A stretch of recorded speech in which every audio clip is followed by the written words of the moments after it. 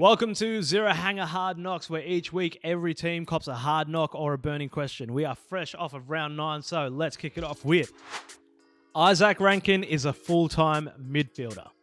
The Crows have been accused of being one pace through the centre of the ground, but the injection of Isaac Rankin has been a breath of fresh air. Playing higher up the ground, the crafty Crow has found plenty of the ball, but he's also got his confidence up.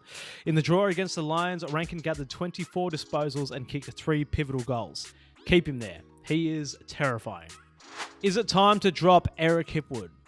Despite Brisbane's mounting injury toll, Hipwood's form in 2024 has been disappointing, and Sunday's game was no different. The rangy left footer struggled to get into the game despite 88% time on ground, recording 9 possessions, 1 goal, and taking only 2 marks. It's clear that the number 30 is down on confidence and he needs to get it back if the Lions are to make a run towards the finals. Seeing as it worked for Joe Danaher, Chris Fagan could maybe look to move Hipwood into the ruck, or better yet, place him on the wing to get his hands on the ball. Or he might just need a spell in the twos. Patrick Cripps and Sam Walsh need help. Cripps and Walsh were unreal against Melbourne, gathering a combined 69 touches, 2 goals, 16 tackles and 12 clearances. However, the hamstring injury to Adam Chera means Michael Voss will need to find new ways and personnel to run through the midfield alongside Matthew Kennedy and George Hewitt. Elijah Holland seems the likely option, but with Sydney, Gold Coast, Port Adelaide and Essendon in the next 4 matches, it ain't going to be easy. Collingwood are back. The last 6 weeks has seen the Pies become one of the informed teams in the comp, while also placing themselves in the top 8 for the first time this year. The Pies smashed West Coast on Sunday, but it was the system that will please their fans the most. With a host of key stars out, De Goey, Elliott, Lockie Schultz, Tom Mitchell, Myercheck, McCreary, Craig McRae looked to the lesser lights to fill the roles, and they all looked equipped at the level. Despite the aging list, it seems the reigning premiers have unearthed more depth than most of the footy world gave them credit for. Is Kyle Langford the most underrated player in the game? Since making a move to the forward line in 2023 that yielded 51 goals, Langford has arguably set himself for an even bigger year. Kicking 24 goals in 9 games, the rangy forward has been a massive part of the Bombers' resurgence. He's kicked 11 goals in 3 games, including 4 against the Giants, which proved to be the difference in a 20-point victory. Apparently, he's known as Mr. Reliable, and Langford's presence is a key part of why, at this point in time, I'm actually starting to take Essendon seriously. Tip your hat to Fremantle. In the wake of former teammate Cam McCarthy's passing, Fremantle still opted to take the field following the tragic news. With a tribute pre-game and the wearing of black armbands, the Dockers were seen visibly distraught moments before the bounce of the ball, with the vision of Nat Fyfe and Alex Pearce moving those who witnessed it. And the task wasn't made much easier, with the informed Swans taking it to Fremantle, who tried their hardest but understandably looked off. After 2 consecutive losses, is it time to panic for Geelong? Nah. GMHBA Stadium, which is usually a fortress for Geelong, was penetrated on the weekend by Port Adelaide, making it the 2nd consecutive loss that followed 7 straight wins to start the season.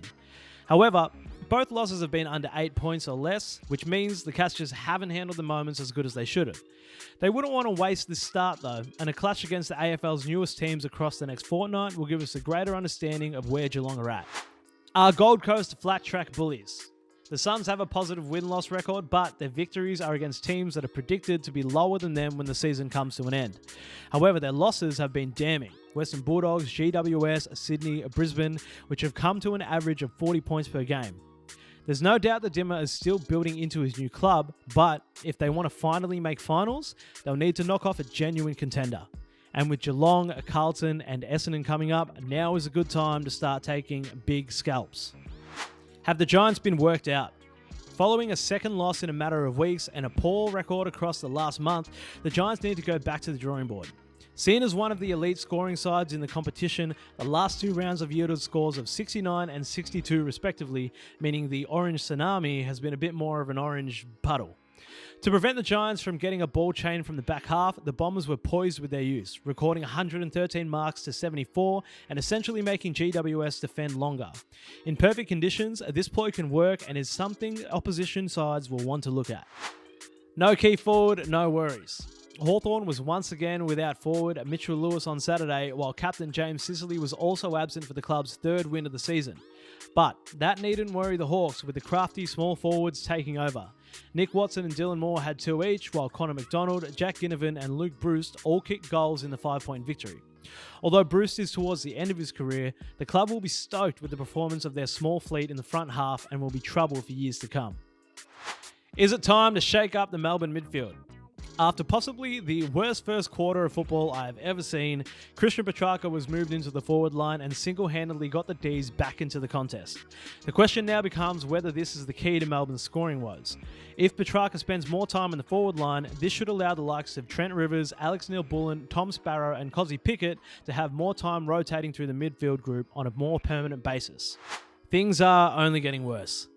It's hard to find the silver lining in a year that's seen North's smallest losing margin sit at 26 points, but the loss to Gold Coast on Saturday was still disappointing. Admittedly, North Melbourne are rebuilding their list and playing all their young guns while having no defensive stability. Their seasoned players are struggling to find the ball and there's no expectations on their youth, but it's quite possible that this club is only just starting to reach rock bottom. Oh yeah, remember when Ollie Wines won a Brownlow? Ollie Wines was injected into the midfield once again due to the absence of captain Connor Rozee.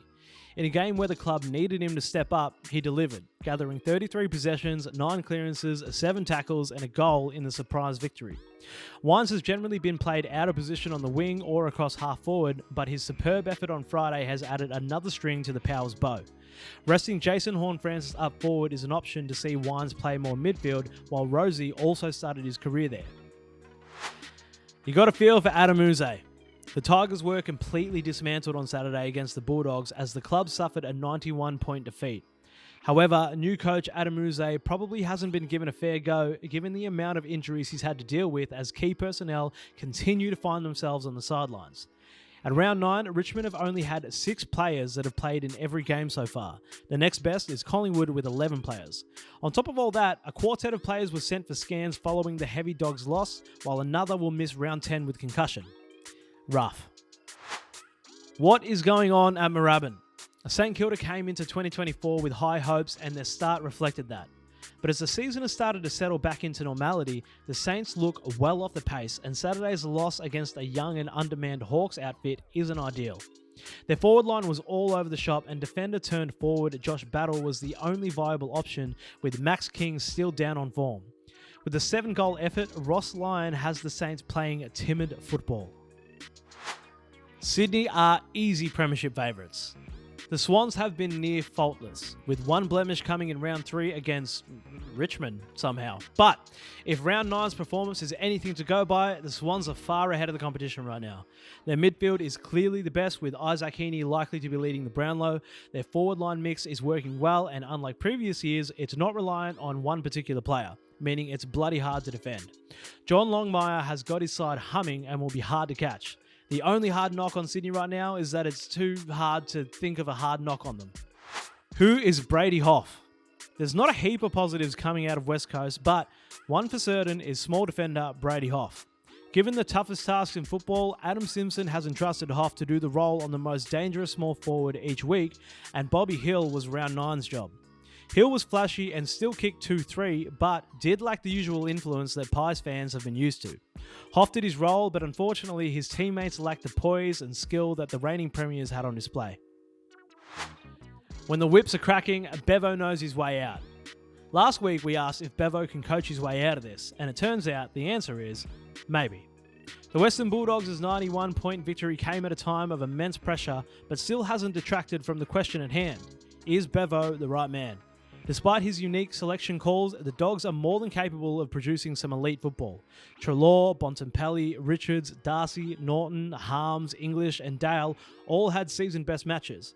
Can they do it on a more consistent basis? A litmus test against the Giants in round 10 is one way to find out.